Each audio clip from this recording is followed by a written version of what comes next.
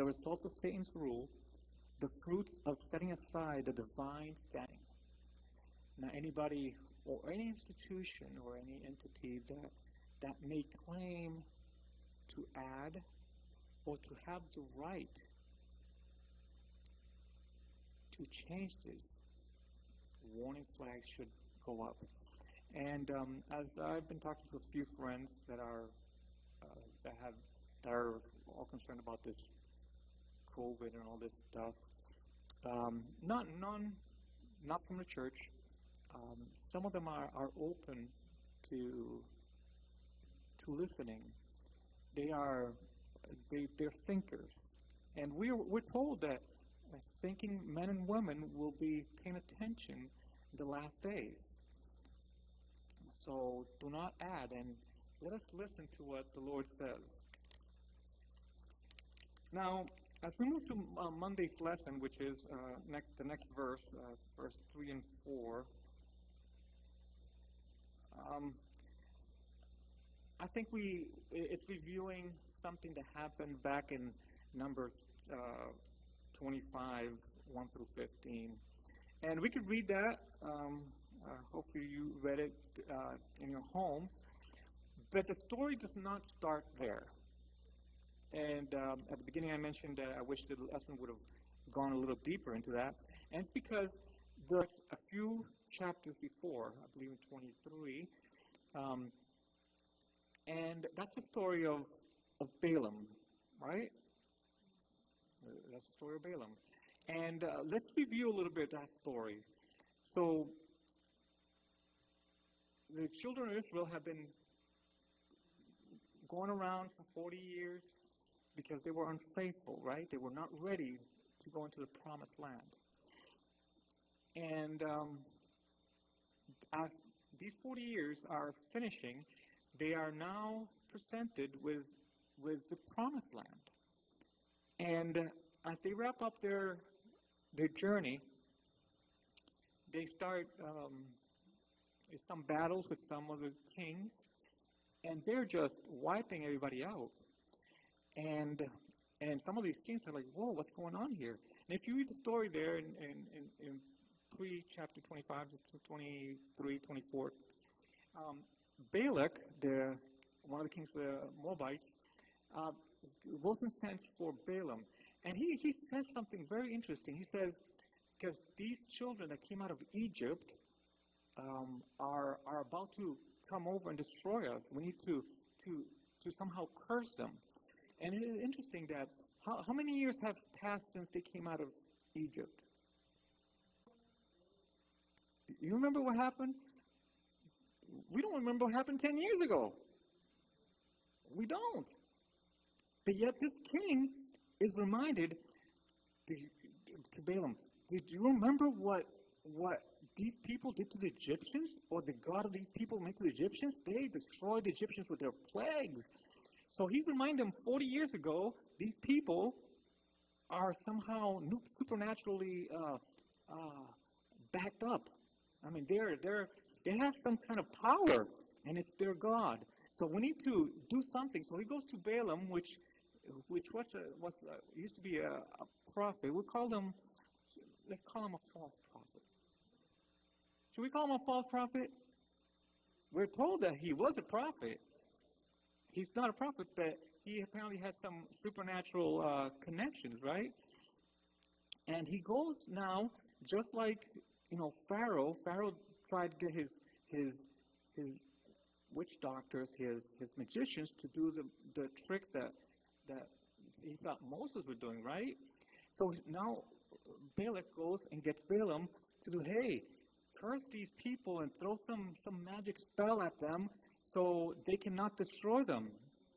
And we won't go through the story. That's a different sermon, I guess, a few different sermons. And because of the covetousness, we're told covetousness there in Patriarchs and Prophets, that turned Balaam into a false prophet. Now, covetousness is what? It's the 10th commandment, right? The last commandment. But Paul says that covetousness is idolatry.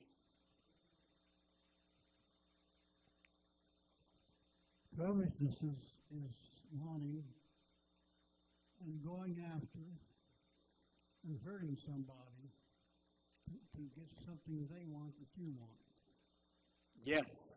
Covetousness is wanting something for. So that means that, so who's in the throne when covetousness is present? Self. But God says, thou shalt worship the Lord with all thy heart and with all thy soul and with all thy being. So who's in the throne? Self. So we're worshiping self. So when Paul says covetousness is idolatry, that means we have something else in the throne. Okay? So, yes, it's not putting self in place. So that's what brought Balaam down. That's what destroyed him. And Balaam, now we review the story, is called to curse Israel. And he tried how many times? 3 times. He tried, and let's go to a higher place. And 7 sacrifices. Balaam knew something about number 7. And Balaam knew something about the sacrifices of these people. And again, nothing. And let's go higher. And let's go higher. More sacrifice. And every time, blessings, the Lord just, you can't curse these people. Why couldn't he curse them? Why couldn't he curse them? Because they're blessed. Why were they blessed? According to the promise. And what was the promise? That God will bless the seed of Abraham. Oh, yes. As long as they would follow the statutes, right? It was a condition. From you, the whole world's going to be blessed through your seed. We're talking about Messiah. The Messiah is going to come from this line. So I'm going to preserve the truth through you to bless all people. And as long as you walk in that truth, there's nothing that can harm you. Okay? I'm going to read a little something here. From Pages and Prophets, page 439. God was on their side, and so long as they were true to him, no adverse power of earth or hell could prevail against them. No power, physical, supernatural, nothing can harm them. Balaam knew that the prosperity of Israel depended upon their obedience to God, and that there was no way to cause them their overthrow but by seducing them unto sin. He now decided, so he now says, I can't curse them. So we're told that what does he suggest to Balak, to the king? I know this is a little story. He goes back and then he thinks about this and he returns to Balak. And what does he suggest?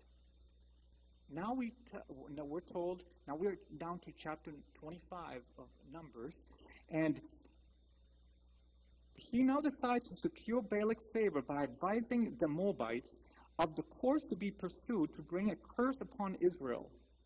He immediately returned to the land of Moab and laid his plans before the king. The Moabites themselves were convinced that so long as Israel remained true to God, he would be their shield. The plan proposed by Balaam was to prepare them, separate them from God by enticing them to idolatry, sin.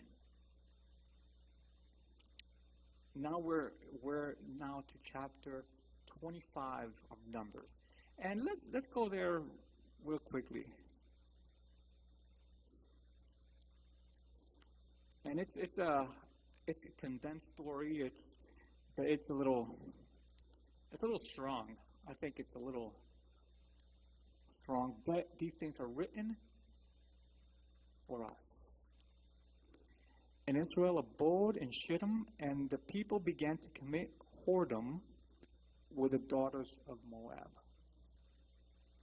we don't need to go into too many details, right? We know what that is. And they called the people unto sacrifices of their gods. And the people did eat and bow down to their gods.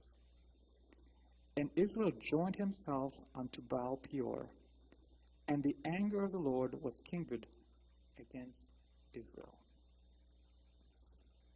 And yes, we need to stay here a little bit longer because it has some lessons for us. Okay, and I'm going to skip all the way to Friday. I'm going to read that section because it has to do with this part of the story. They ventured upon the forbidden ground. Are there forbidden grounds? There are places forbidden. And were entangled in the snare of Satan. Now, let's pay attention to the order. Okay? Let's look at the order. Okay? Beguiled with music and dancing. Okay? Listen, there's a stepping, there's an order here. So, beguiled with music and dancing, and allured by the beauty of heathen vessels. Okay, that's an order.